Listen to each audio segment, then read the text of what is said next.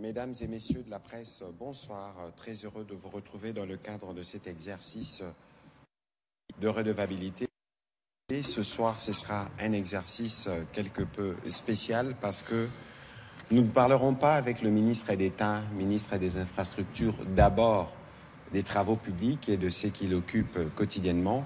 Mais ce soir, monsieur le ministre d'État, nous voulons faire une plongée dans un exercice qui est sensible et particulier en ce moment parce que nous sommes évidemment agressés par le Rwanda et dans le cadre de cette agression, le narratif qui revient régulièrement met au devant votre communauté, la communauté à laquelle vous appartenez, et nous avons estimé qu'il était important, comme vous l'aviez fait déjà une fois dans le cadre de cet exercice de redevabilité, mais que ce soir nous puissions nous focaliser sur la question pour que vous puissiez nous donner les détails et pour que notre opinion puisse être édifiée parce que malheureusement, la guerre, nous la faisons dans un contexte aussi où il y a beaucoup de mauvaises informations qui circulent, qui ne permettent pas aux uns aux autres de comprendre la portée et la sensibilité de certains sujets. Et donc ce soir, nous voulons parler de la cohabitation pacifique en République démocratique du Congo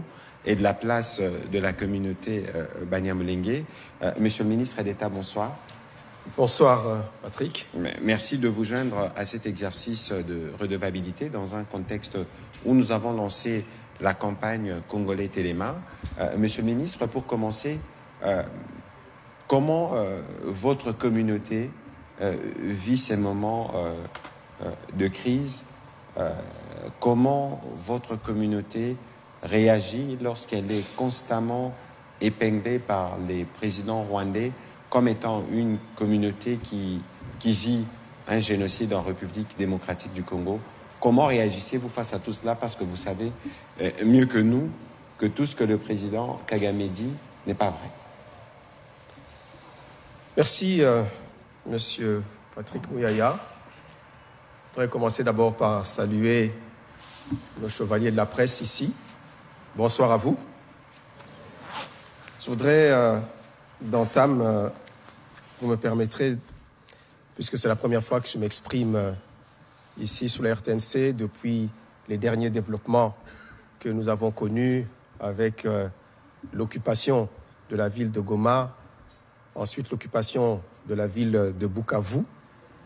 Je voudrais exprimer toute ma solidarité et ma compassion à nos frères et sœurs, à nos compatriotes qui vivent aujourd'hui sous cette partie de notre pays occupée par le Rwanda, parce qu'il faut appeler un chat par son nom, au travers de son supplétif ou ses supplétifs qu'est le M23 ou la FCM 23, comme on veut bien l'appeler.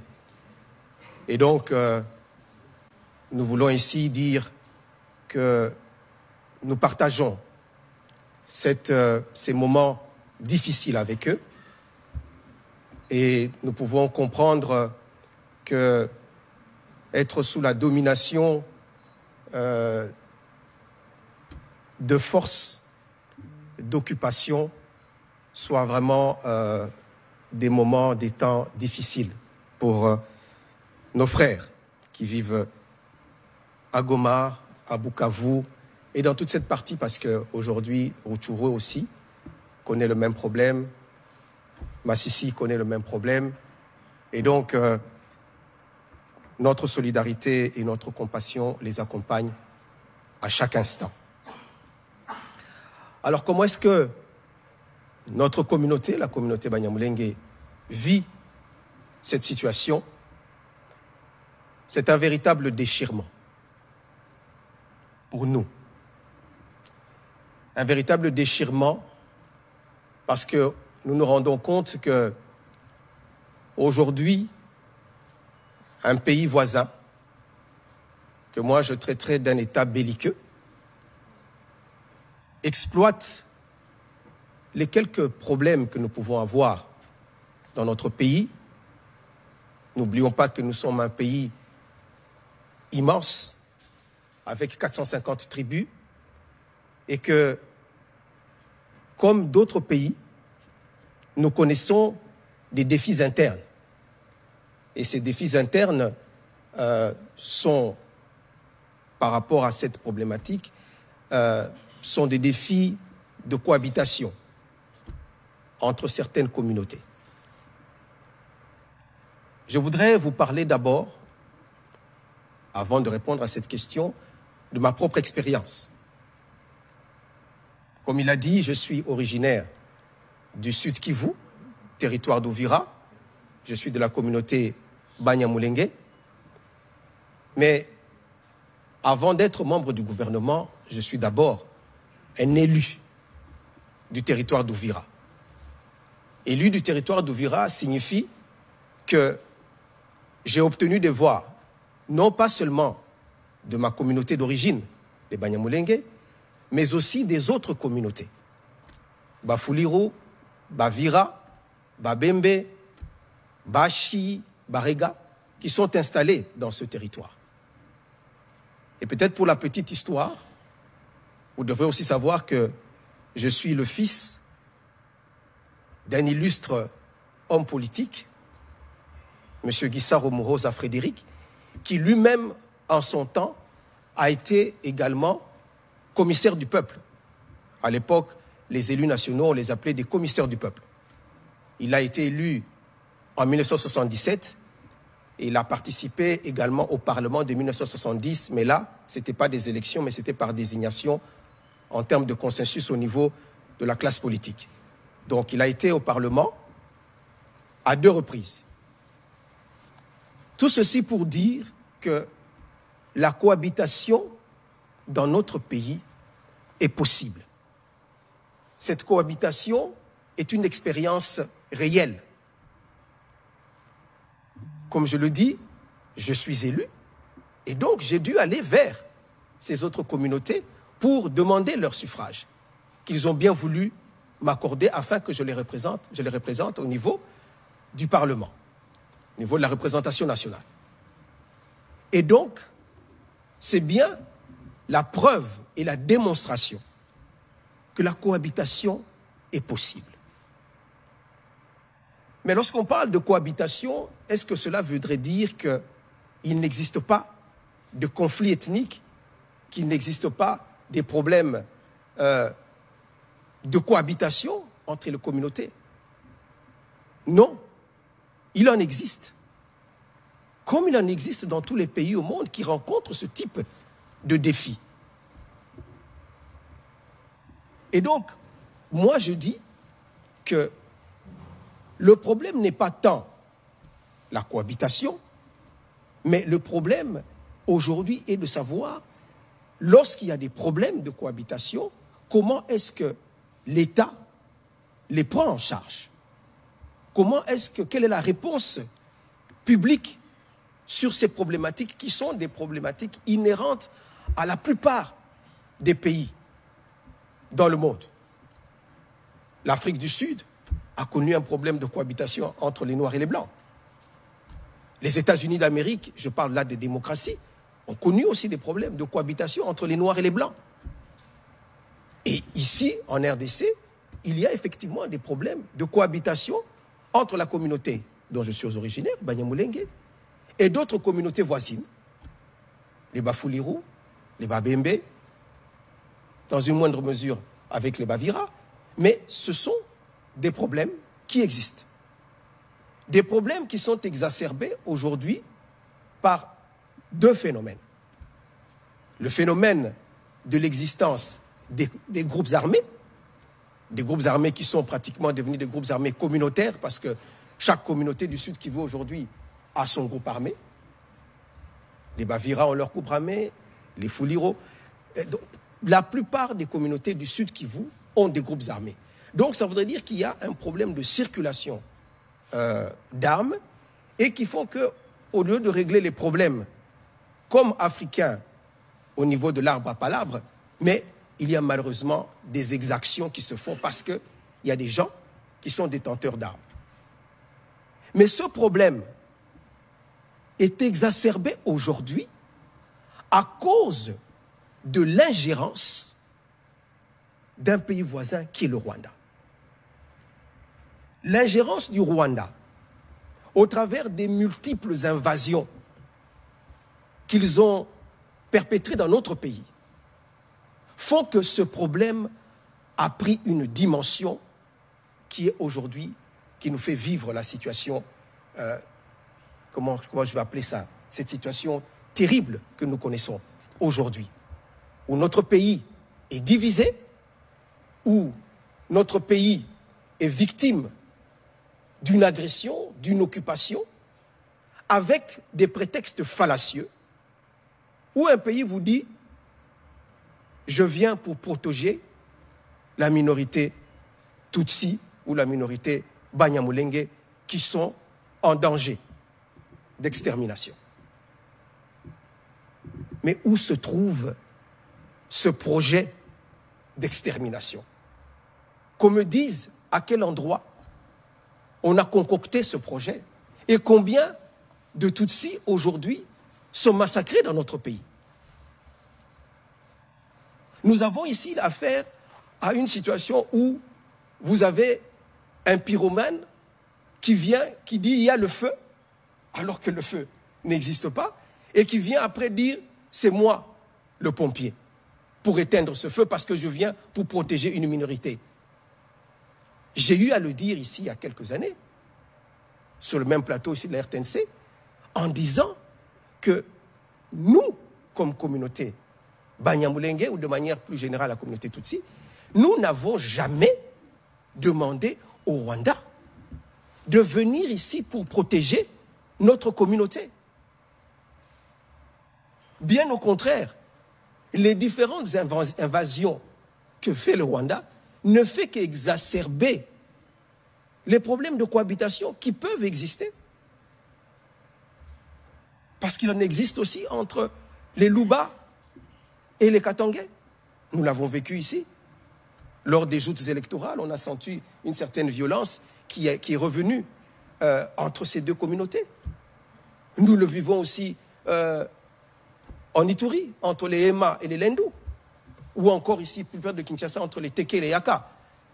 Tous ces problèmes de cohabitation sont des problèmes que doit résoudre la République démocratique du Congo parce que ce sont des défis internes. Point n'est besoin de voir un État voisin devenir l'avocat d'une partie de notre population et intervenir militairement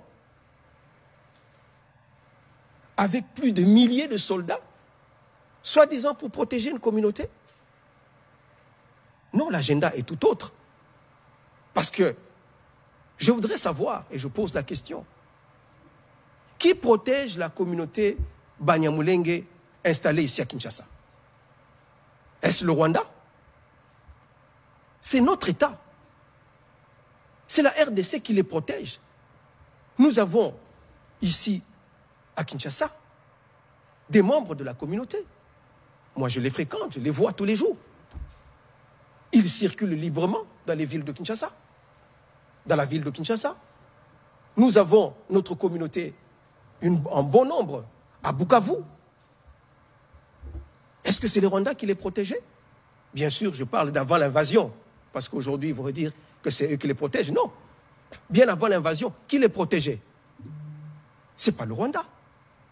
Ceux qui sont à Uvira, ceux qui sont à Lubumbashi, ceux qui sont à Kolwezi, sans oublier le gros qui vit dans les hauts plateaux de Mwenga, Fizi, Uvira, à Minembwe, puisque c'est le coin qui est le plus connu.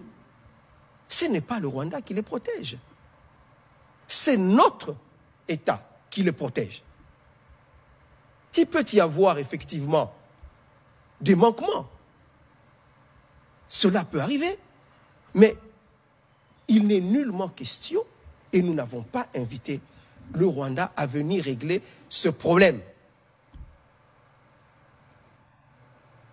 Qu'il y ait des discours de haine vis-à-vis de cette communauté, parce que une certaine partie de notre population qui est affectée par le fait que le Rwanda attaque notre pays et qui dit « mais vous leur ressemblez ». C'est ça le vrai problème. C'est la confusion qu'il y a parce que lorsqu'on regarde le visage des Rwandais, entre guillemets, parce que là aussi il faut préciser que le Rwanda est peuplé non pas que des Tutsis, mais il y a aussi des Hutus et qui sont majoritaires. Mais simplement parce que le régime de Kigali aujourd'hui, qui est dirigé par M. Kagame, et parce que M. Kagame est Tutsi, comme je le suis, comme il y a des communautés à cheval sur chacune de nos frontières.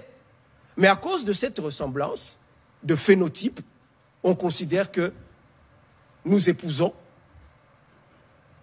leur narratif, nous épousons leur cause. Il n'en est pas question.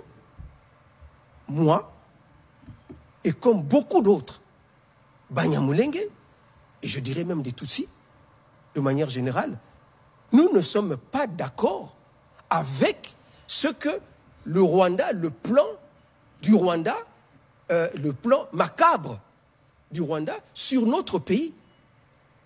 Nos problèmes, nous voulons les régler en interne. Nous n'avons pas besoin de l'intervention d'un autre pays pour venir résoudre ou pour venir nous protéger, comme je venais de le dire. C'est notre État qui nous protège, comme il protège toutes les autres communautés du pays. Et en plus, laissez-moi peut-être continuer là-dessus. Allez-y, s'il vous plaît. Les autres conflits ethniques qui existent dans notre pays, mais les ressortissants, disons les populations de ces communautés-là, sont des communautés aussi qui sont à cheval avec les autres pays. Je vais prendre l'exemple des Hema et des Lendu, qui ont des problèmes aussi de cohabitation. Mais vous avez des Hema qui sont en Ituri, mais des Hema qui sont aussi de l'autre côté de la frontière, en Ouganda. Alors, si aujourd'hui, vous voyez l'armée ougandaise dans notre pays, mais ça c'est une armée qui est invitée par la RDC parce qu'il y a des accords avec eux. Il y a une mutualisation de nos forces pour résoudre un problème que nous partageons. Par exemple, le problème des ADF, Nalu, qui sont d'origine ougandaise, mais qui sont venus ici, qui se sont réfugiés en RDC et qui déstabilisent leur pays d'origine.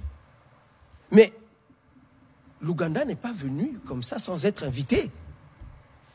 L'Ouganda est venu au Congo sur l'invitation de notre gouvernement et nous mutualisons nos efforts, nos forces pour régler ce problème. Mais, Monsieur le ministre, une petite parenthèse sur ces sujets de l'Ouganda.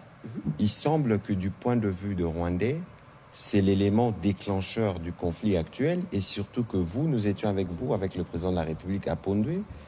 On a décidé de faire des routes ensemble en partant de Kasindi jusqu'à Goma et que c'est une zone qui est considérée comme une zone d'influence ou que l'existence de cette route empêcherait Kigali et Gisenyi de vivre parce qu'ils déversent leurs produits à Goma. Merci, Monsieur le ministre, parce que là, maintenant, vous parlez des vraies causes de la guerre. Les vraies causes de l'invasion du Rwanda dans notre pays, qui, comme vous savez, sont des causes d'abord économiques, de pillage de nos ressources.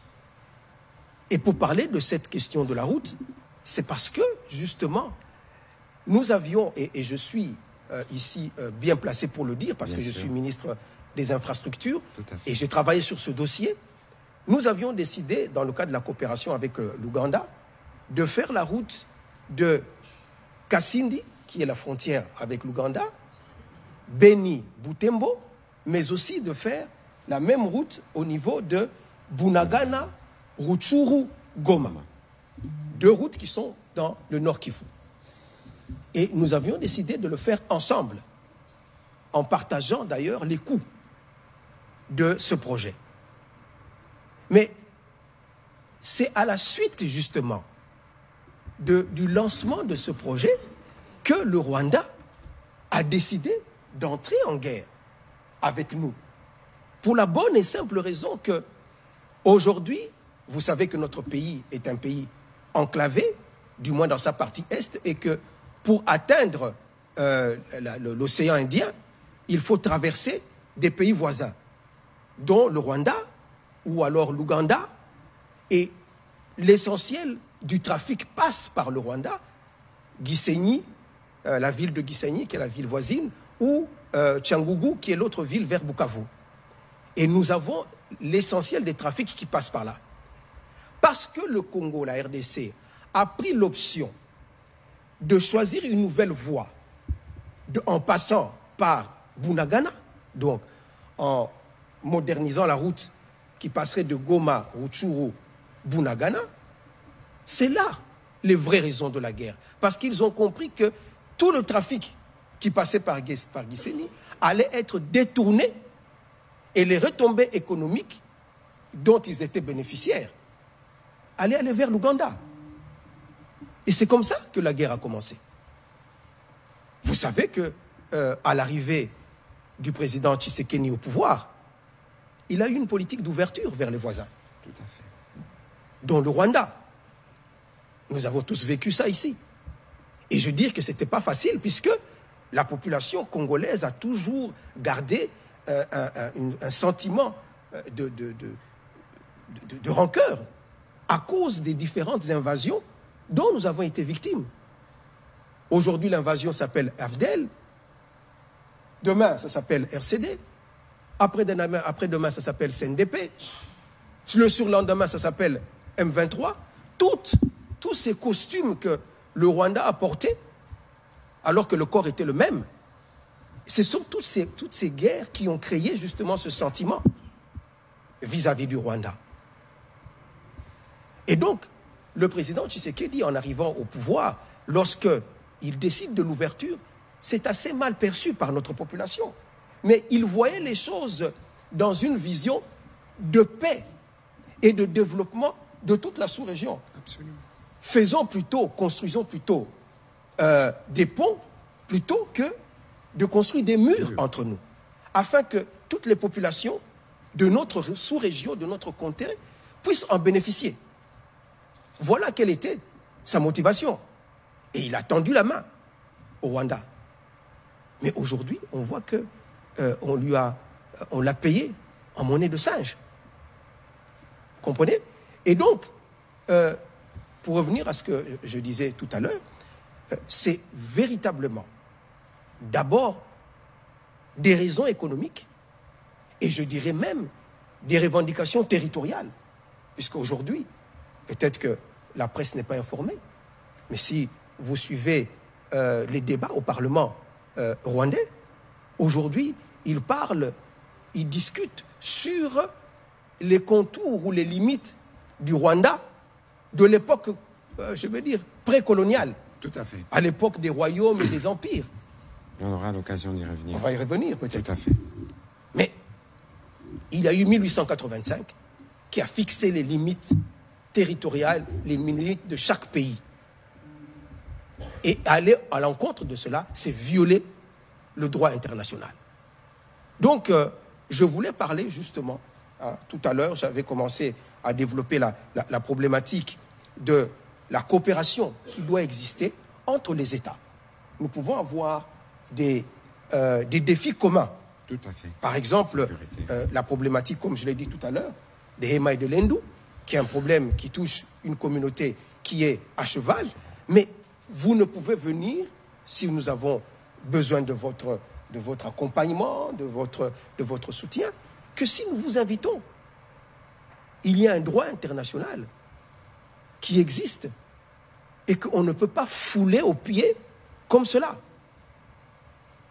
Alors, aujourd'hui, et je vais y revenir, vous savez, nous sommes tous conscients que le Rwanda a vécu un drame innommable, le génocide. Tout à fait. Et c'était des moments terribles que nous ne cesserons de dénoncer. Le génocide des Tutsis au Rwanda est une réalité. Personne ne peut en douter. Et aujourd'hui, il y a une forme de culpabilité collective parce que la communauté internationale avait abandonné cette population. Et qui fait que cette même communauté a du mal aujourd'hui à condamner. Il a fallu presque 30 ans pour que la communauté internationale accepte finalement, à cause des efforts diplomatiques que nous avons faits, de condamner le Rwanda pour ses invasions, à cause de cette culpabilité. Ils ont intervenu en 98, en 96, en 2008, en 2012, mais jamais ils n'avaient été condamnés.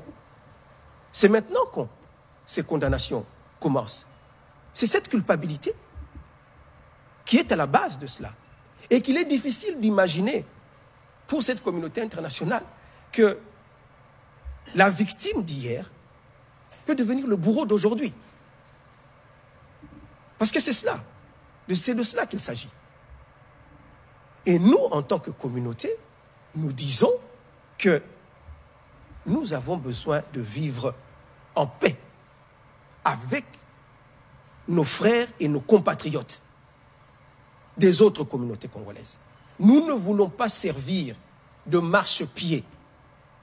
Nous ne voulons pas servir de prétexte aux agendas cachés d'un pays voisin. Parce que nous n'avons pas été associés à ce projet. Et nous nous inscrivons en faux. Et si d'aventure il y a des membres de notre communauté, parce qu'il y en a, qui travaillent effectivement avec eux, mais c'est à leur titre, je veux dire, c'est à titre personnel. Ils n'engagent en rien les communautés dont ils sont originaires. Ils n'ont pas le mandat de parler au nom de ces communautés à cause des aventures personnelles, de recherche de positionnement, de recherche de gains personnels. Qu'ils engagent toute une communauté à tel point que aujourd'hui, on verse dans une forme de globalisation ou même de criminalisation de toute une communauté en disant oui, vous êtes avec ces gens-là. Et j'attire l'attention ici parce que c'est ça le piège du Rwanda. C'est ça le piège du narratif rwandais. Lorsqu'ils disent « nous venons pour protéger cette communauté », ils savent quelle est la réaction que cela va susciter de la part des citoyens congolais. Ça va être une réaction de rejet vis-à-vis de cette communauté en disant « ah, c'est vous les complices. Ah, c'est vous par qui nos malheurs arrivent. » Donc nous allons être rejetés par les autres communautés et peut-être les plus extrémistes de la communauté nationale vont même aller jusqu'à faire des discours de haine, vont aller jusqu'à faire des exactions contre cette communauté. Et le Rwanda viendra en disant, voilà ce que je vous disais. N'est-ce pas la preuve que cette communauté est maltraitée?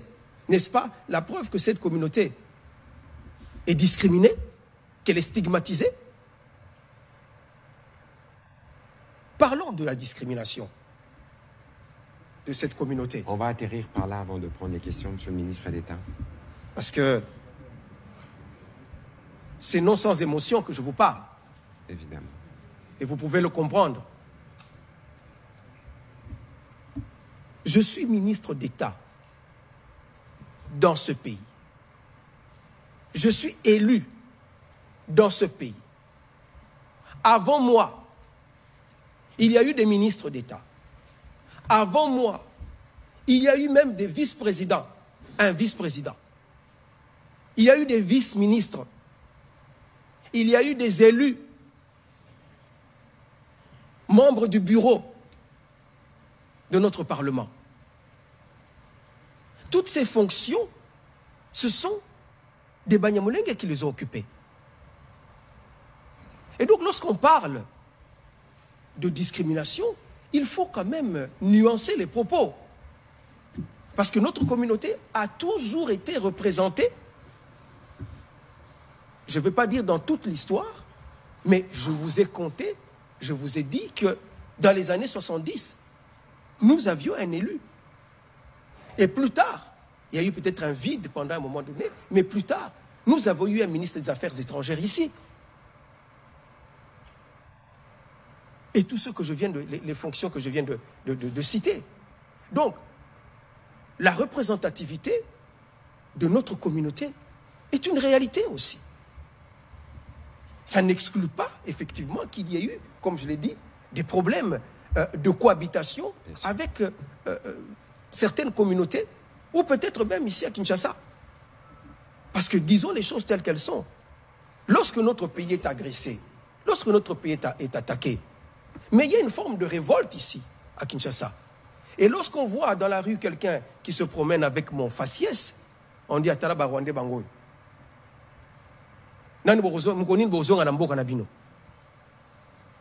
Donc cette confusion qui vient dans le chef de notre population, mais quelle en est la cause? C'est d'abord les attaques. C'est d'abord l'agression. Bien sûr, l'élément déclencheur. L'élément déclencheur. Et donc, ce que nous pouvons dire aujourd'hui, c'est de ne pas verser dans ce piège qui nous est tendu. Le poison rwandais. Ce piège qui nous est tendu, qui tend à nous diviser, qui tend à exploiter nos conflits, à exploiter nos divergences internes, pour servir des agendas que la plupart de ceux qu'on utilise ne connaissent pas. Voilà le danger qui nous guette. Je vais peut-être m'arrêter là. Monsieur le ministre, merci beaucoup. C'était lent parce que j'avais prévenu en début de cet exercice que c'était un briefing particulier. Je voudrais, avant que nous ne puissions prendre les questions de professionnels des médias, revenir sur ce que le président de la République disait à ces sujets, à ces mêmes endroits où nous sommes, le 22 février 2024. Tout à fait. Je suis le seul, si pas le premier en tout cas président de la République démocratique du Congo, à avoir dit haut et fort, en parlant des Banyamulenge, mais j'élargis même à tous les Tutsis congolais que ce sont nos compatriotes. Il y a des Banyamulenge qui sont morts pour cette République et sous le drapeau. Donc j'en ai assez de ce discours qui consiste à discriminer ces populations et à donner ainsi l'occasion à des régimes barbares comme celui du Rwanda de nous envahir, sous de fallacieux prétextes d'ailleurs. Parce que je dois attirer ici l'attention de tout le monde, et c'est très dangereux d'avoir ce genre de discours. Vous faites le tapis de ce régime criminel du Rwanda, parce que ce régime, figurez-vous, il a aussi des Hutus qui travaillent à sa cause, qu'il a fabriqué. Et il envoie ces gens traquer, violenter, massacrer des Tutsis pour dire « Ah, vous voyez, les Tutsis sont en danger ».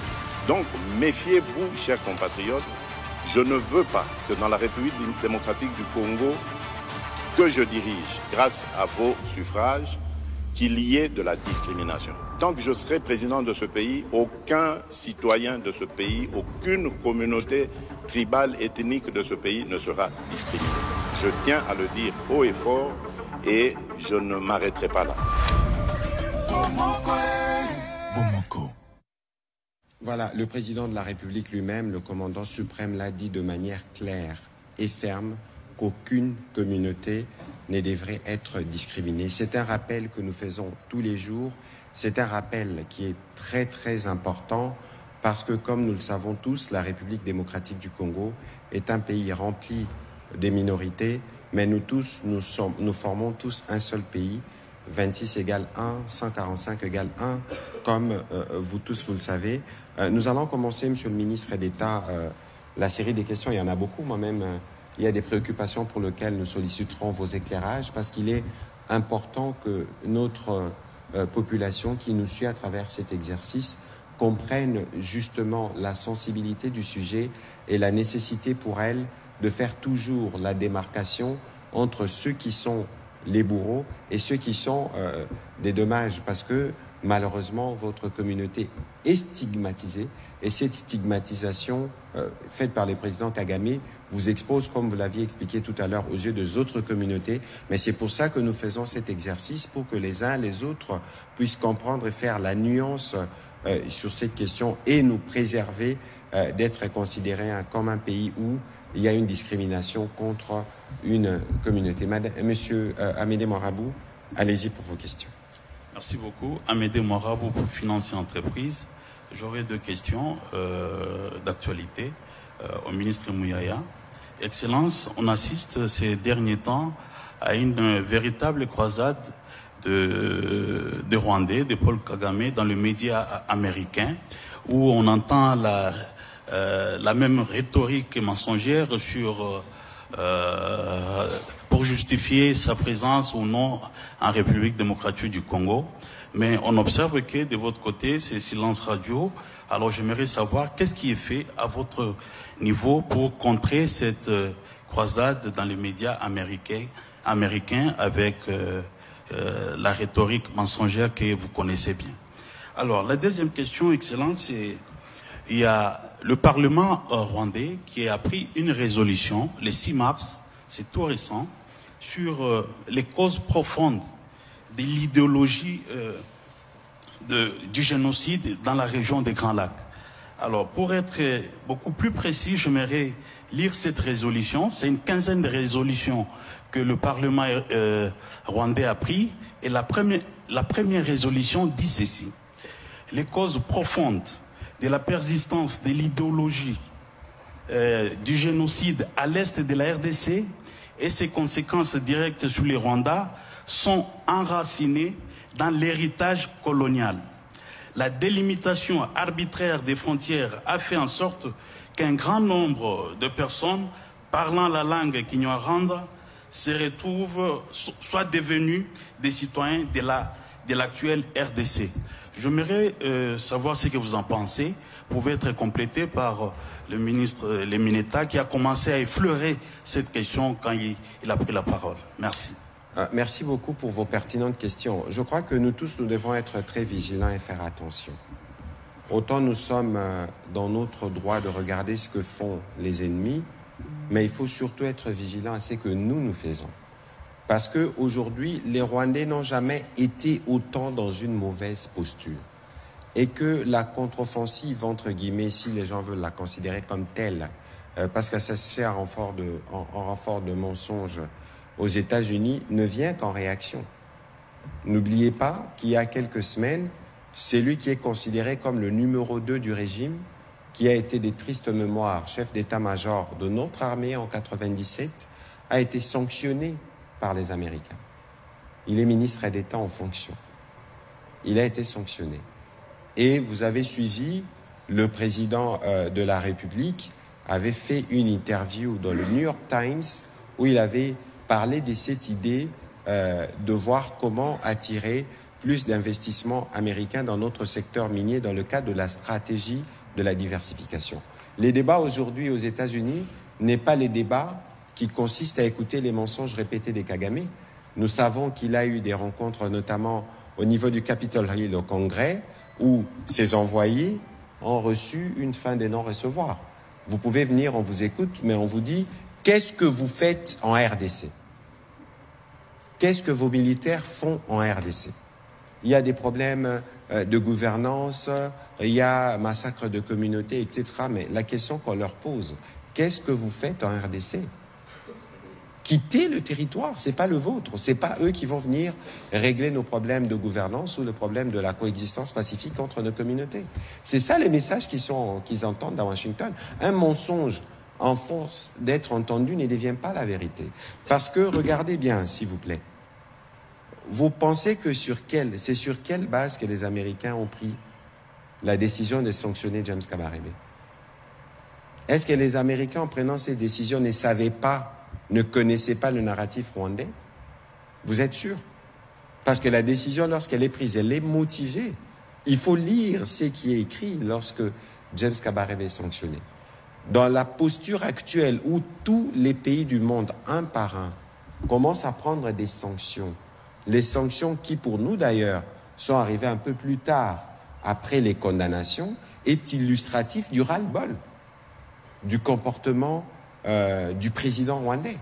Alors moi, je veux bien que les compatriotes puissent être sensibles sur les gesticulations de nos adversaires, mais il faut bien lire et bien interpréter le travail que nous faisons avec le président de la République en tête. Vérifiez, regardez, vous tous, vous avez vu, Monsieur Boulos, que le président Trump a choisi pour être l'envoyé spécial dans le Grand Lac. Et lorsque vous lisez les articles qui annoncent tous, en toile de fond, parlent du deal minier, de la discussion. Alors, lorsqu'on veut parler à ce niveau-là des intérêts stratégiques à la fois américano-congolais, mais qu'est-ce que les Rwandais viennent faire là? Au contraire, le président Kagame, il essaye, on sait comment il opère à travers des groupes pour essayer de se trouver une place dans ces débats, mais il n'a pas de place justement dans ce débat qui doit se faire entre la République démocratique du Congo et le gouvernement américain. Et donc ici, il faut savoir que c'est eux aujourd'hui qui ressentent le plus des besoins d'aller s'expliquer dans le monde entier. Vous voyez les gesticulations du ministre des Réseaux sociaux, on veut aller à Bruxelles, on veut aller, mais regardez les mépris avec lesquels ils réagissent dans les communiqués lorsqu'ils sont sanctionnés. Mais des personnes qui sont sanctionnées aujourd'hui se retournent vers les personnes qui leur ont imposé des sanctions pour aller expliquer quoi? Que ce gens-là ne savaient pas avant la prise des sanctions. C'est évident qu'ici, ils sont dans une stratégie des manipulations habituelles, une stratégie de désespoir, parce qu'ils savent que des sanctions massives arriveront. En tout cas, tant qu'ils garderont leurs troupes sur notre sol, cela va arriver parce que là, c'est violer toutes les règles internationales en la matière, et surtout que vous suivez quotidiennement des crimes de guerre. On attaque des malades dans les hôpitaux, on les kidnappe, on les tue, on attaque les écoles, mais tout ce qui se fait là, le monde entier voit. Je ne vois pas les discours que le président rwandais et ses sbires ou supplétifs peuvent ressasser matin, midi et soir, qui va changer la réalité qui est vécue sur les terrains, celle des massacres systématiques. Et donc, les Congolais, partout, nous sommes devant avoir confiance. Parce que lorsque nous vous parlons de la combinaison de tous les fronts, ça produit des résultats. Et donc, même sur les terrains où ils sont supposément censés être, nous y étions. J'étais les premiers, moi, à faire les débats avec Mme Ramaya d'Atlantic Council, peut-être parce que c'était en anglais, les uns les autres ne sont pas suivis, n'ont pas pu suivre. Et donc il y a, on ne vous dira pas, il y a des initiatives en cours, des interviews en cours de préparation qui vont aller à tous les niveaux, parce que les médias constituent pour nous un front à part entière. Donc de ce point de vue, soyez plutôt rassurés qu'un mensonge à force d'être entendu ne deviendra jamais vérité. Sur les deuxièmes volets de votre question que le ministre d'État a effleuré, je serais d'ailleurs heureux qu'il puisse me compléter à ces sujets. Nous savons qu'en réalité, le plan du Rwanda, derrière tous les faux prétextes aujourd'hui, c'est de réussir à couper une partie de la RDC. Alors, on essaye de deux manières. Soit qu'on l'occupe avec nos militaires, en imposant la terreur telle qu'ils l'ont fait, pensant que la communauté internationale, ou d'abord nous-mêmes les Congolais, on ne serait pas vigilants, on se laisserait faire.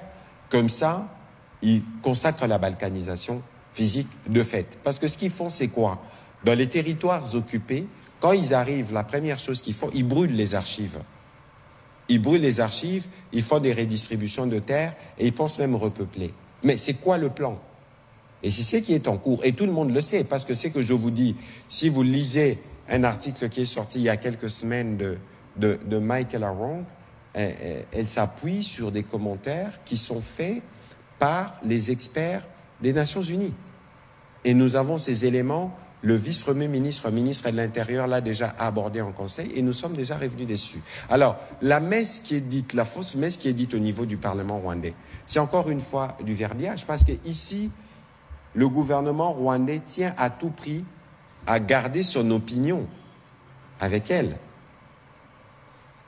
en disant que nous avons des problèmes de sécurité, parce que là-bas, on massacre des Tutsis. Encore que le ministre d'État l'a déjà dit ici, quelle que soit la nature de problème qu'il peut y avoir en RDC, eux n'ont pas le droit d'intervenir. Nous avons les Bazombo ici, nous avons les Bateke, nous avons des tribus transfrontalières Est-ce que s'il y a un problème avec les Andés dans l'ex-Équateur là-bas, est-ce que le président Touadéra doit intervenir? Et donc, vous voyez qu'ici, c'est un plan malsain qui est concocté et on veut se donner tous les arguments pour venir les justifier devant la propre opinion rwandaise qui commence à se distancer de leur régime.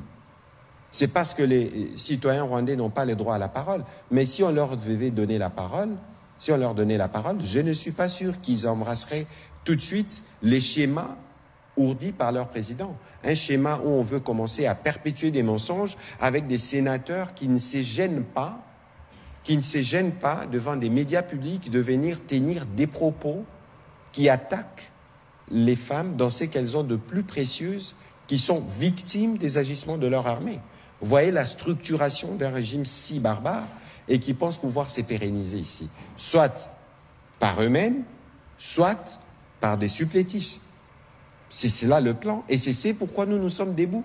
C'est pourquoi les Congolais nous sommes télémas. C'est pourquoi toutes les communautés de la RDC, y compris la communauté du ministre d'État, dit non et se mobilise justement pour mettre fin à ces plans malsains d'occuper une partie de notre territoire et de revenir sur les tracés coloniaux. C'est vous dire que tout ce qu'ils utilisent comme prétexte, discours de haine, etc., ce ne sont que de prétextes mensongers. Les vraies raisons sont celles-là.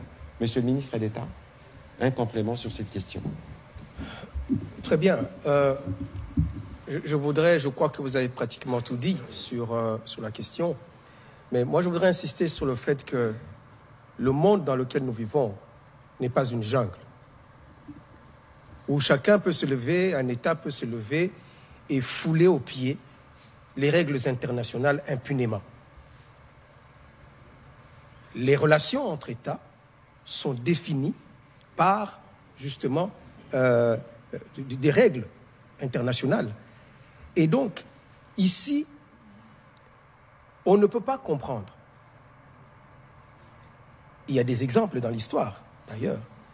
On ne peut pas comprendre que ce soit un État étranger qui vienne faire l'avocat d'une communauté d'un autre pays. Si les communautés de ce pays-là, d'un pays donné, mettons la RDC ici, puisqu'on parle du cas des Tutsis, si les Tutsis s'étaient levés pour dire « nous voulons une autodétermination », une autodétermination parce que nous ne sommes pas acceptés en RDC, nous sommes... Alors, cette autodétermination, c'est celle-là qui peut créer ou engendrer, comme dans le Soudan du Sud, vous savez que le Soudan avant était un seul pays, mais ce que vivaient les Noirs du Soudan a poussé ce peuple-là à s'autodéterminer. Vous comprenez?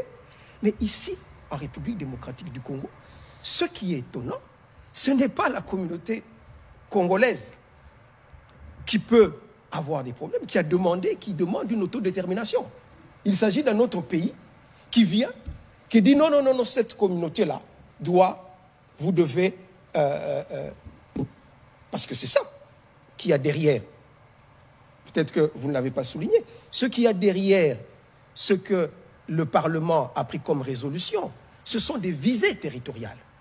Ce sont des visées pour dire que puisque ces populations se sont retrouvées de l'autre côté de la frontière à cause des limites fixées par la colonisation, eh bien, nous voulons récupérer ces espaces dans lesquels ils vivent.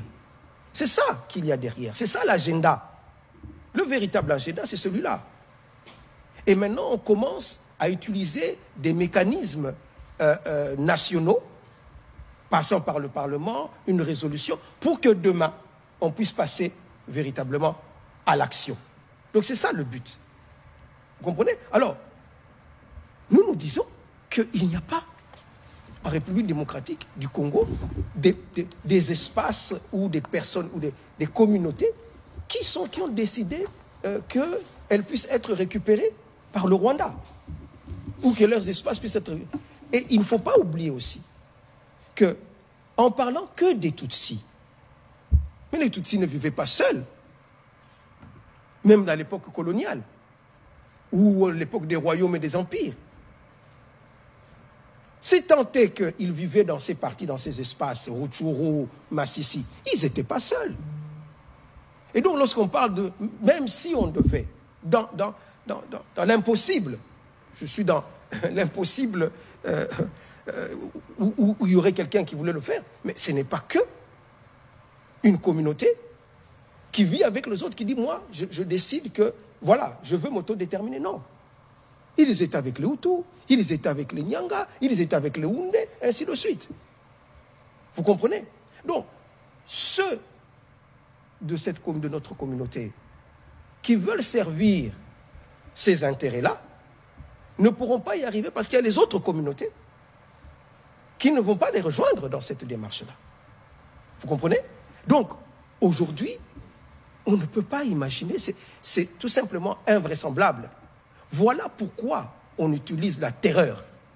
Voilà pourquoi on utilise la force armée pour faire taire ceux qui osent lever le doigt ou lever la bouche pour pouvoir dire le contraire de leur agenda. C'est ce qui est en train de se passer. Et malheureusement, pour eux, c'est que même nos villes qui sont occupées aujourd'hui, il y a une vraie résistance. Il y a une résistance silencieuse peut-être, parce qu'ils n'ont pas d'armes pour pouvoir réagir. Mais ils résistent. On leur parle. Et ils demandent quand est-ce que, finalement, nous allons revenir dans le giron national. Nonobstant la propagande que nous pouvons entendre de leurs affidés. C'est ça la réalité. Voilà ce que je pourrais dire. Voilà, M. Eric Izami. Merci, Monsieur le ministre. Tout d'abord, je voudrais commencer par louer ces initiatives parce que j'aurais voulu que ça puisse se succéder avec ce qu'on avait fait autrefois avec le professeur Ndaiwel Eziem Isidore, mais ensuite avec le professeur Tshibangou Kalala dans ses explications. Félicitations pour vos initiatives. Maintenant, mes préoccupations. Merci. La République démocratique du Congo, jusqu'aujourd'hui, partout à travers le continent, on sent que nous priorisons la paix pour vivre avec les autres. Vous avez bien parlé, les Congolais de partout vous ont écouté. Mais vous, aujourd'hui, Monsieur le ministre Alexis Gisaro, vous êtes aussi un notable. Vous avez dit, et vous avez dit avec sincérité, que vous êtes un élu d'Ouvira, donc Sud Kivu. Puisque nous, RDC, nous avions priorisé la paix et que le voisin belliqueux n'en veut toujours pas, alors comment pensez-vous que l'on puisse résoudre ces problèmes récurrents des incursions rwandaises dans nos terres, en pensant à ce qu'avait dit Mobutu en son temps? Je ne veux pas récupérer par la parole ou le dialogue ce qu'on m'a ravi par la force. Avant vous et moi, Mobutu l'avait dit. Ça, c'est la première préoccupation. La deuxième préoccupation, vous avez dit et fait remarquer que dans le Sud Kivu, nous avons Chabunda, Kalehe, Walungu, Kabare, etc., etc. Mais vous avez remarqué que chaque tribu ou presque, les Babembe, les Bafulero, les XY, ont chacune des tribus une milice. Comment vous, en tant qu'élu du peuple, donc notable et érudit de la République, pensez-vous résoudre ce problème-là pour que ça puisse terminer? Et je termine par cette question. Vous avez été sincère. Moi, je suis fils de l'ONATRA. Vous avez été ADG à l'ONATRA. J'ai vu un peu votre parcours comme ça, moi en tant que journaliste, vous en tant que politique. Alors, quand vous dites, vous n'avez pas donné mandat à X ou Y personnes appartenant à votre communauté que d'aller revendiquer quoi que ce soit aux Congolais. Vous avez dit la vérité. Mais alors, la question, seriez-vous capable de coopérer avec la justice de la République démocratique du Congo pour dénicher ceux-ci qui distribuent la mort quand même? Ce sont là mes questions. De toute évidence, le ministre d'État va répondre, mais sur la question de la sécurité de communauté, ce n'est pas une question qui se règle au niveau de la notabilité, c'est une question qui se règle au niveau global. Mais c'est pourquoi aujourd'hui, le président de la République, nous travaillons notamment à renforcer la police, parce que c'est la police qui est censée être, c'est lui qui assure la sécurité de biens et des personnes à l'intérieur du territoire national. Et donc, ça, c'est un engagement sur lequel nous travaillons. Évidemment, il faudra régler les problèmes de groupes armés. Il y a des processus qui sont prévus pour. C'est une combinaison des efforts qui nous permettront, d'une part, de régler ces problèmes-là, mais d'autre part, de renforcer la police qui est censée, elle, être la seule structure qui assure la sécurité de toutes les communautés à la fois. Imaginez qu'on a 450 tribus, s'il y a 450 milices, ça devient source d'insécurité pour tout le monde et partout. C'est pour ça que nous tous, nous investissons, l'État investit dans la police pour que la police puisse jouer ces rôles-là des protecteurs de biens et des personnes. Monsieur le ministre d'État. Très bien. Ça, je pourrais dire que c'est la réponse institutionnelle. Comment est-ce que l'État répond à cette problématique des incursions, à la problématique liée à nos groupes armés, donc l'insécurité causée par nos propres compatriotes. Et je vais terminer par la question de la justice dont vous avez parlé. Bien. La réponse à cette problématique, d'abord, est une réponse qui fait appel à notre conscience de Congolais. Vous savez, l'éducation que nous donnons à nos enfants, l'éducation ou l'instruction qui est donnée dans les écoles, c'est là que les choses doivent commencer. C'est là qu'on doit dire à un élève que celui qui est là, même s'il n'a pas la même longueur ou la même forme du nez que toi, mais il est ton frère, il est ton compatriote. Donc la première réponse finalement à cette cohabitation, c'est d'abord l'éducation. Parce que ça, c'est une réponse à long terme. Parce que tant que subsistera justement, comment dirais-je, ces problèmes de cohabitation, nous donnerons toujours, quelque part, une fenêtre à ceux qui veulent déstabiliser notre pays. Donc, l'éducation de notre population est la première réponse. Et je dis que ça commence par l'école. Mais aussi l'éducation de nous tous. Parce que bien souvent, c'est l'ignorance qui est à la base des conflits qui existent. Il y a des gens, de manière tout à fait objective, mais vraiment de manière tout à fait objective, qui croient véritablement qu'un Tutsi ne peut pas être congolais, qu'il n'y a pas de Tutsi congolais. C'est de l'ignorance. Parce que l'histoire de notre pays, comme on l'a dit un peu tout à l'heure, l'histoire de notre pays a fait que la délimitation de nos frontières n'est pas l'œuvre des Congolais. C'est l'œuvre des puissances coloniales de l'époque qui ont décidé de départager l'Afrique en fonction de leurs intérêts. Peu importe quel était le peuple ou la communauté qui vivait à tel ou tel endroit. Il y a des endroits où, entre les pays, il y avait des frontières naturelles, comme, je ne sais pas, ici, le Congo en face, nous avons une frontière naturelle. Mais, le fleuve. Mais si vous allez plus loin, toujours entre nos deux pays, vous allez vers l'Ouosi, il n'y a pas de frontière naturelle. En marchant à pied, vous vous retrouvez dans le Congo voisin. Mais ce sont les mêmes populations qui y vivent. Bien sûr. Exactement. Et cela est valable sur les 9 frontières de notre pays. Et donc aussi à la frontière avec le Rwanda. Qu'on les aime ou qu'on ne les aime pas, ça c'est un fait historique. Ça ne dépend pas de nous, Congolais, ou même des Rwandais. Ce sont des choses, des délimitations qui nous ont été imposées à nous tous. N'est-ce pas? Et donc, il faut que les gens le comprennent. Vous savez, je vais paraphraser la Bible qui dit que mon peuple meurt faute de connaissance. Notre pays aussi est détruit quelque part à cause de l'ignorance. Parce que cette ignorance fait que nous nous rentrons entre nous. Nous nous combattons entre nous. Hein? On dit souvent que la Bible encore, c'est peut-être mon côté un peu chrétien, qui dit qu'une maison divisée contre elle-même ne peut pas subsister. Donc pour que notre pays subsiste, il faut l'unité nationale. Il faut l'acceptation des uns et des autres. N'est-ce pas? Et le problème, c'est lorsque l'ignorance nous amène à poser des actes en pensant réellement agir en faveur de notre pays. Donc, quelqu'un qui aujourd'hui, il y en a qui disent, qui traitent tous ceux qui me ressemblent, tous les Tutsis, de Rwandais. Et ils croient, en fait, rendre service au pays en le disant.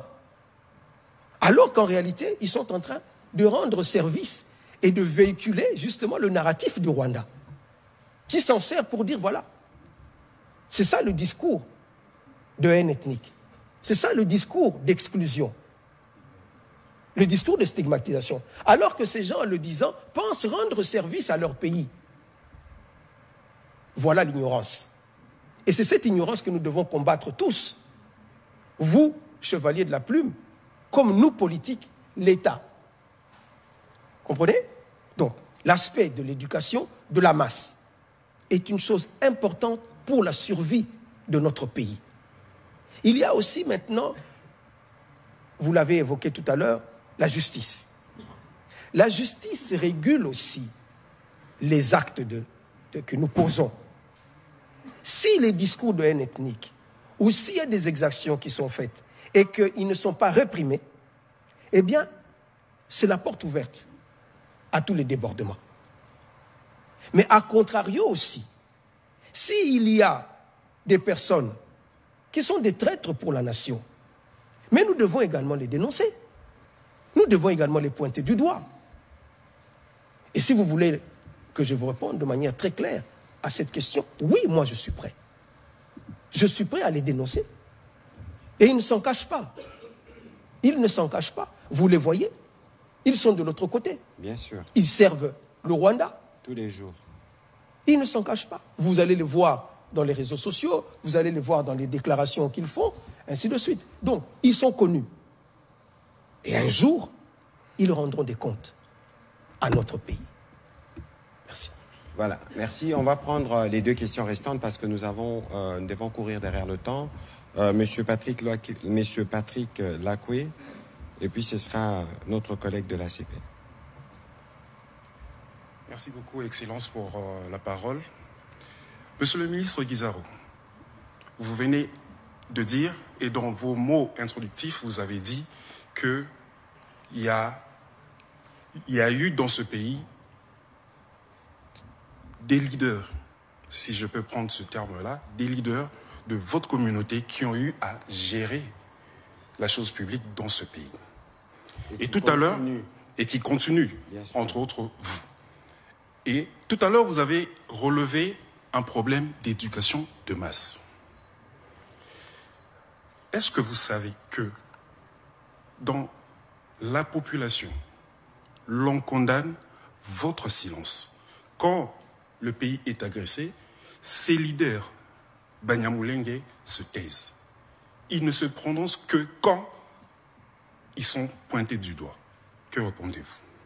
Avant même qu'ils ne répondent, moi qui vous parle, de manière régulière, j'ai reçu des sollicitations de la communauté Banyamulenge pour s'exprimer de manière régulière. Et à chaque fois qu'il y a des cas, des dérapages ou des cas des poisons rwandais qui circulent, je suis moi le premier à être alerté par la communauté et ce n'est même pas par mon collègue ministre d'État. Je pense qu'il y a quelques jours, nous avons vu qu'elle s'est exprimée de manière claire et on n'avait pas besoin de les stigmatiser ou de les activer. Parce que moi qui suis régulièrement en contact avec eux, je sens en eux le même souci que chacun d'entre nous pour que cette guerre se termine. Je fais un témoignage qui n'est pas lié au fait que le ministre Guissaro soit mon collègue ou que je connaisse depuis des longues années, mais parce que, en dehors de lui, régulièrement, comme je suis le ministre de la Communication et des Médias, je suis mis au parfum des situations par les membres de sa communauté. Je tenais à faire ces témoignages pour être plus précis. Monsieur le ministre, allez-y s'il vous plaît. Vous avez peut-être vidé ma réponse. personnellement, je suis intervenu ici pour parler de cette question. Et je l'ai fait dans des termes très clairs, en disant que jamais notre communauté n'a invité le Rwanda au Congo ou a demandé un quelconque plaidoyer du Rwanda ou son advocature pour régler nos problèmes. J'ai mis en avant le fait que nous avons un État responsable, un État qui doit régler les problèmes de conflits internes, là où ils apparaissent. Donc nous ne sommes pas tus, nous l'avons dit. Mais peut-être que, et je peux accepter votre remarque en disant nous devrons le faire plus souvent. Peut-être, nous devons le faire plus souvent pour que la communauté nationale soit, ou l'opinion nationale soit beaucoup plus informée sur ces questions. Nous devrions réaliser des émissions historiques qui peuvent montrer effectivement que la problématique, même des origines, que nous ne sommes pas une population qui est venue juste après les massacres qu'il y a eu au Rwanda. Parce que cette idée aussi circule dans la population en disant, voilà, ils sont arrivés ici en 1960, après que le Rwanda ait connu les massacres de 59, ou encore d'autres qui situent notre arrivée en 72. Des émissions pareilles doivent être organisées. Et moi, je peux vous dire que je l'ai fait sur d'autres chaînes de télévision, bien avant. La dernière fois ici, c'était le 14 février 2023. Avec vous. Ici. Et puis on a déjà fait plusieurs émissions, notamment avec l'honorable Essebineza. Tout à fait. Ou avec les députés d'Ouvira. Vous avez reçu aussi d'autres personnes, comme M. Gassoré, M. Kamanzi, ou d'autres personnes qui ont eu à intervenir sur ces questions pour expliquer à l'opinion nationale. Mais c'est vrai que peut-être que les gens estiment que nous ne parlons pas assez, ou nous ne le disons pas assez. Je peux effectivement accepter cela pour dire que nous devons faire un effort plus grand pour que notre population soit mieux informée, soit mieux sensibilisée sur ces questions, parce que effectivement, c'est là le véritable piège qui est tendu, non pas à une communauté, mais qui est tendu à notre pays. Tout à fait. Parce que c'est ça aujourd'hui, le véritable discours, le narratif du Rwanda se base sur cela. Et nous ne voulons pas cautionner ce narratif. Et je pense que vous allez nous revoir beaucoup plus souvent sur ces questions. Voilà. Monsieur le ministre d'État, parce que nous parlons de votre communauté, de sa représentativité, est-ce que vous pouvez nous donner, peut-être sans les citer, pas les nombres, mais tout au moins une idée des membres de votre communauté qui font partie des différentes structures de l'État? Oui, j'aurais dû d'ailleurs l'évoquer tout à l'heure. Tout à l'heure, j'ai parlé des fonctions, des hautes fonctions d'État, en parlant de ceux qui ont œuvré dans le gouvernement. Mais dans les entreprises publiques, nous avons aussi des membres de la communauté qui sont des directeurs dans les entreprises. La Banque centrale, le Fonds de promotion de l'industrie, et j'en passe. Mais au-delà du monde civil, il y en a aussi dans l'armée. Dans l'armée, nous avons des membres de la communauté, mais à tous les niveaux, à tous les grades. Des généraux, à partir du grade de général jusqu'au plus bas de l'échelon. Nous avons une dizaine. Si je dois prendre tant ceux du Sud Kivu que du Nord Kivu, nous avons une dizaine. Actuellement, le numéro 1 de la zone de défense, qui a en face de lui justement les armées du Rwanda ainsi que ses supplétifs du M23, le général Masunzu, et de la communauté, Banyamulenge. Le commandant des régions adjoint du Sud Kivu et de la communauté Banyamulenge. Je passe, vous avez au niveau de l'inspection générale, au niveau de la force terrestre, nous sommes représentés dans ce corps. Et ce qu'il faut ajouter, c'est que ces communautés ou les membres de notre communauté meurent avec les autres. Absolument. Les présidents de la République l'avaient relevé ici. Ils versent leur sang avec les autres. Récemment encore, au mois de février, ici, il y a un colonel qui a été abattu sous les balles de l'armée rwandaise. Son corps est ici, est à la morgue. Oui. Donc, nous sommes présents dans les institutions et dans la vie nationale, de manière générale. Je ne parlerai pas de ceux qui sont dans le commerce. Il y en a qui font du commerce de vaches, qui circulent avec leur bétail un peu partout de la République. Et si certains, effectivement, peuvent rencontrer des problèmes, parce que ça arrive aussi, qu'ils soient en face de certains extrémistes qui leur causent des problèmes, véritablement. Mais tout cela, ça revient à ce que disait tout à l'heure le ministre. Ça, ce sont des questions que notre pays, notre État, doit résoudre et est en train de résoudre.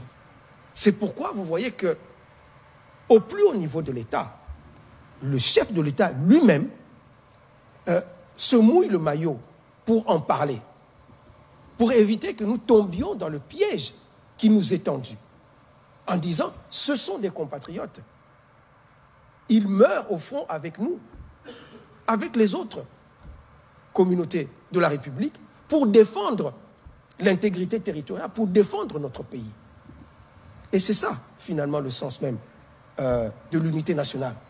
C'est ça le sens de la cohésion nationale.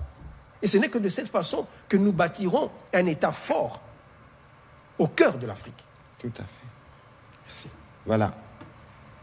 La question, je la pose à Monsieur le ministre de la Communication et Médias. Monsieur le ministre, puisque actualité oblige, la présidence angolaise a annoncé aujourd'hui, mardi, la prochaine ouverture des négociations avec des groupes armés après la visite du président de la République. Est-ce que le M23 et AFC sont aussi concernés par ces négociations? Écoutez, merci pour la question. Ce qu'il faut savoir, et c'est que je peux en dire pour le moment, c'est que le président angolais avait une responsabilité dans le cadre de la résolution 2773.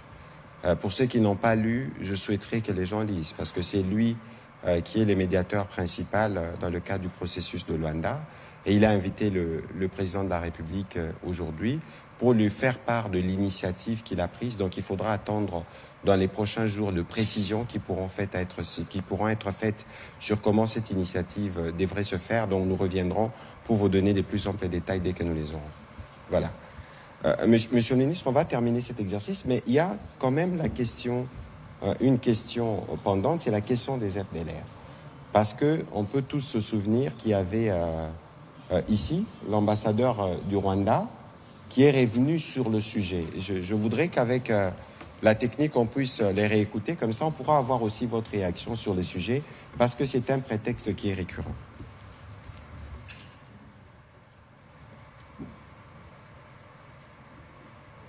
En accord avec la technique, on va réécouter ce que disait l'ambassadeur rwandais ici à Kinshasa au sujet justement des FDLR.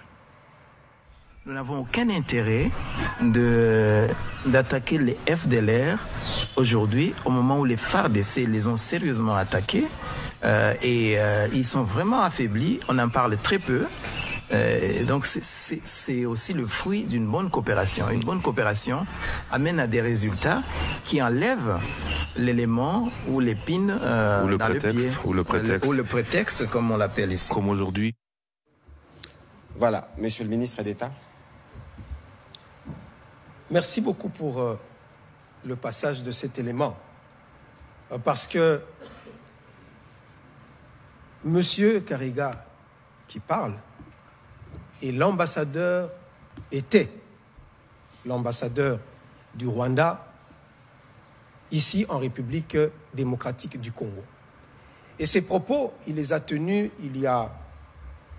en 2021, je pense, si mes souvenirs sont bons, où, comme vous l'avez suivi avec moi, il dit que les FDLR ne constituent plus une menace existentielle pour le Rwanda.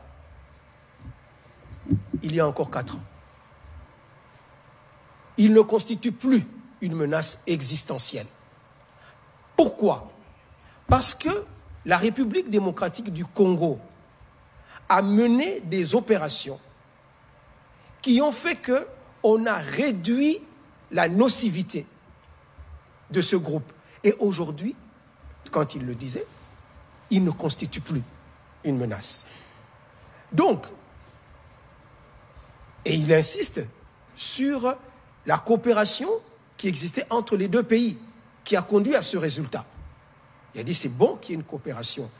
Et j'aimerais dire clairement qu'il n'y a pas meilleure réponse pour comprendre que le narratif rwandais d'aujourd'hui est un narratif qui est totalement faux.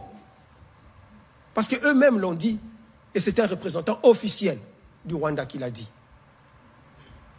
Il n'y a plus de menace existentielle du Rwanda par rapport au FDLR. Donc, ce que nous comprenons, c'est quoi? C'est-à-dire que lorsqu'il y a coopération entre les deux pays, les FDLR n'existent plus, ne sont plus une menace. Mais lorsque les relations deviennent mauvaises, tout d'un coup, ces FDLR deviennent une menace. Que devons-nous comprendre? Quelque part, il y a quelqu'un qui ment. Ou c'est l'ambassadeur qui avait menti, et je ne pense pas que c'est le cas, ou c'est le discours actuel, ou qui est mensonger. Absolument. Donc, en réalité, chers compatriotes, il s'agit là d'un mensonge d'État. Les FDLR, comme vient de le dire, effectivement, dans une période non suspecte, le Rwanda a déclaré que les FDLR n'était plus une menace pour le Rwanda. Et d'ailleurs, dans le cadre justement du processus de Luanda, la République démocratique du Congo s'est offerte en disant mais si réellement le problème est là, nous pouvons mutualiser, nous pouvons essayer de régler ce problème. Non pas en mutualisant parce qu'aujourd'hui nous n'avons plus confiance en eux, mais la RDC s'engage à pouvoir régler ou à neutraliser ces forces résiduelles, pour utiliser l'expression qu'eux-mêmes ont utilisée. Nous avons pris cet engagement à Luanda, et puisque nous l'avions réussi dans le passé et qu'eux-mêmes l'ont reconnu, nous pouvons encore le faire aujourd'hui pour le petit résidu qui reste. Voilà, merci Monsieur le ministre d'État. L'exercice était long, il était intéressant et merci de votre disponibilité et celle que nous connaissons d'ailleurs de membres de votre communauté à s'associer notamment à la campagne Congolais Téléma que nous avons lancée pour faire face justement à cette agression rwandaise. Mais Monsieur le ministre, il faut aussi Samala, il faut aussi Sanalingala. Banakino, Bazolanda Biso, est-ce qu'il y a un mokuse au kokiko yanola? Naba oyo nde batuna ki mutuna awa oyo bazola ki sabata communauté na bino musapi ya koloba ke bino boza ba complice ya ba oyo bazobundisa biso lelo. Maloba na yo Monsieur le ministre d'État. Ezali lokuta monene oyo Rwanda lelo azali ko propager tango azali koloba ke bazali koya awa pona ko protéger communauté na biso. Ezali lokuta monene d'abord parce que communauté na biso etikali ko inviter bango te, etikali ko senga bango te ke bazala ba avocat na biso. Communauté na biso ezali une des communautés ya Congo. Ba problème na biso entre Congolais, atato bundi, atato swani, tozali na tata, pe tokoluka ba solution na katikati na biso. Toza na besoin te que muta uta libanda po ya koluka biso ba solution awa. Oyo azaki kolobake ayepo na yango, ayepo na yango te, ayepo na agenda mususu. Agenda ya Rwanda ezali agenda te ya koya ko protéger communauté na biso. Nazaki koloba tout à l'heure que communauté na biso ezali na Kinshasa. Toza ko vivre na Kinshasa. Toza ko vivre na Bukavu. Est-ce que na Kinshasa Rwanda mute protéger biso? to l'état na biso ou te protéger biso awa ata soki problème to pokoso ebimi ezali kaka l'état na biso eska tokenda kolela tokoloba président batu bakomi koloba ke biso toza ba complice batu bakomi kotela biso na liso mabe l'état vient à notre secours pe bayaka ba oyo ba se permetta ba attaquer communauté na biso awa parce que yaka pe tout la vérité puisque ça makambo to vivre awa sous le régime mais la réaction a été directe. La réaction était directe. On est venu protéger notre communauté. Awa. Basi tenga moko oyo akufi awa na Kinshasa likolo ya likamboana. Eza Rwanda te mute protéger ki bango ezali l'état na biso. Po tozali na l'état oyo azali responsable, pe tozali na mokonzi ya mboka oyo azali ko dénoncer yango mikolo nyonso na ba discours na ye.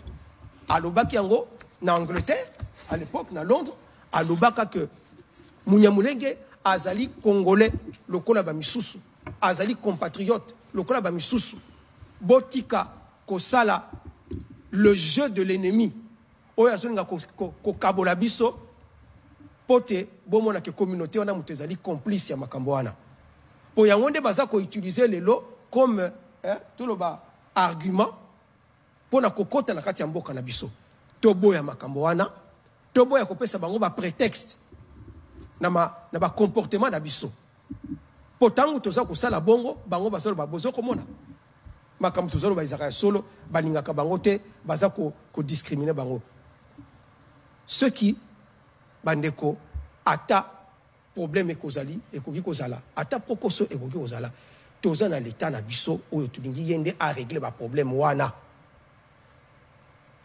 yango nde toza kosenga yango nde toza kolinga te que toza kosenga biso ba congolais to sala le lit to bango nde ni na lingala to pesa bango raison te na discours bango basanango o bazonga ko lekisa na ba mboka libanda kuna ko kosa ete que voilà communauté oyo génocide za ko se préparer o communauté oyo massacre za ko se préparer contre bango yango na biso ba biso plan wana ezali wapi bayoka kiongo wapi boni bakufi na kati ya communauté wana tozali wana Kinshasa tozali na Bukavu tozali na Uvira tozali na Lubumbashi tozali na Kolwezi wapi bakufi pona koloba ke M23 ebanda bitumba M23 o ezali toloba ilamba oyo Rwanda elati lelo pote alata belamba mususu obino moko boyebi na mikolo oyo ezalaki ezali passé tout à fait donc ne tombons pas tokoyate na kati ya piège na kati ya mutambo oyo banguna oyo état ya Rwanda ezali ko tendre biso tokoyate. Et je termine en faisant appel à l'unité, à la cohésion. Tous à la bomoko. Pour te toper ça, occasion te na banguna bayako. Ko sakana na mboka na biso. Yangonde tata mokonzi mboka asako koloba mikolo nyonso unité nationale, cohésion nationale. Ba problème na biso to résoudre entre Congolais. Merci. Voilà. Merci beaucoup, ministre d'État Namalobanayo. Je crois que briefing à l'éleuse Hakim Laï, mais à l'acquis spécial pour nous permettre na bagnos bateau nyos bazo landabiso ba comprendre makambu oyo président de la République à Lobaka auto l'exarami coloniaux son cadre campagne bomoko que babanyamulenge baza bandeko na biso ba congolais. Ministre Aguissa Royabisi Pebino awa ndenge nini bango moko bazo vivre difficilement attitude ya président rwandais o azomi bimisane timuto il faut ya ko protéger ba population mususu na mboka bato mususu yango ndeza ko exposer bango awa na Congo tozana plan to bomaka baba nyamulenge te to atakaka bango te ndenge président rwandais aza ko lobana mokili mobimba pona ye azosala bitumba o na est RDC parce que tozana plan ya ko exterminer bande konabiso babanyamulenge yango ndeko gisa roye lelo pona kolimbole la biso. Ce qui bolanie malama ebisi bino azapeka yemo côté. D'abord, avant Koutou Akoba, ministre d'État, yemo kwazana nous députés. Bon, bah député on sur bobo nara, tobenga ba députés nationaux pourquoi? Parce que bato ba votera ba député bazalaka bato ba membre ba communauté mon côté. Donc nenga zawana azana vote non pas ya babanyamunenge kaka zape na vote ya ba bembe ya ba fuliro bato nyonso ba école nyonso zakana ouvira ba pona payer ministre Gisaro comme député. A ebisi bino peke na bitumbo tozo sala mikolo yo na Sud Kivu kuna oyo azako commandé ma pinga c'est le général Patrick Massunzu azape muto communauté. Donc et là kisi que bazape na ba cadre bazana ba député na Assemblée nationale bazana ba cadre na banque centrale bazana ba cadre na administration publique bazape kaka na Kinshasa te na ville nini ya Congo bino boka ki sango ke ba ataka ki munyamunenge moko awa biso nyonso nde photo telema to bunda contre ignorance to pe otozo benga poison rwandais. Le fait que biso tozo lo ba déjà que wane za poison rwandais eza déjà antidote anti-poison parce que to timbeli bango ndenge basalaka. Donc biso nyonso awa toza na obligation na ba moment oyo yemoko ministre d'État pa pesi exemple ya maloba na Biblia kendako ezanga bomoko ezandako erosuka nango kobukana. Ce qui biso tolingi Congo na biso etelema, il faut tozala na cohésion, il faut tozala na unité, pe il faut to boya piège ya muninga. Mboka na biso Congo tozala na 450 tribus. 450 pour un même peuple. 26 provinces, eza ebele. Eza nde bandolo banabiso ba makamba ba Swahili awa, Swahili ezara nango ekolote awa na Congo. Toyebi bangala, balobara lingala. Toyebi baluba, balobara chiluba. Toyebi bakongo, tolobara balobara Congo. Mais écolonie les arabes Swahili. Awa. Swahili eza munoko oyo, ba communauté na biso mingi ya ba province ya est balobaka. Parce que eza langue moko uta bakota ba Tanzanie, ba Zanzibar, tie komie pa na biso. Bashi, balobara Swahili, balubakat, na Katanga balobara pe Swahili, Barund, na Luala balobara Swahili, eza na ba communauté belé lobaka munoko wana. Donc on ne peut pas considérer que na mboka na biso tozo stigmatiser oh tutsi, oh munyamulenge, oh muswahili.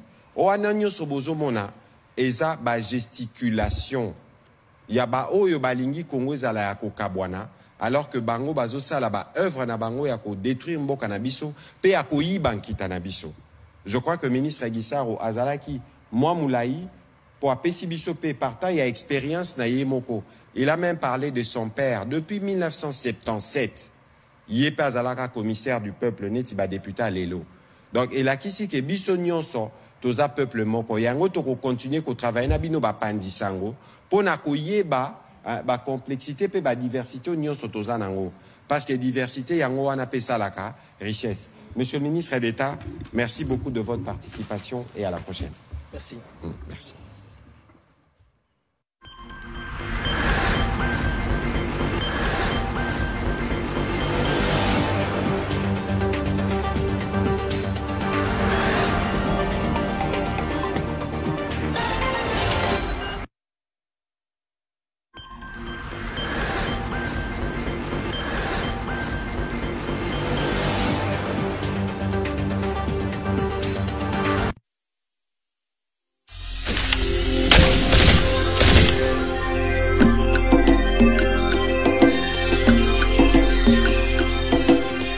Agissons pour la patrie. Non, non à la guerre. Assez, c'est assez.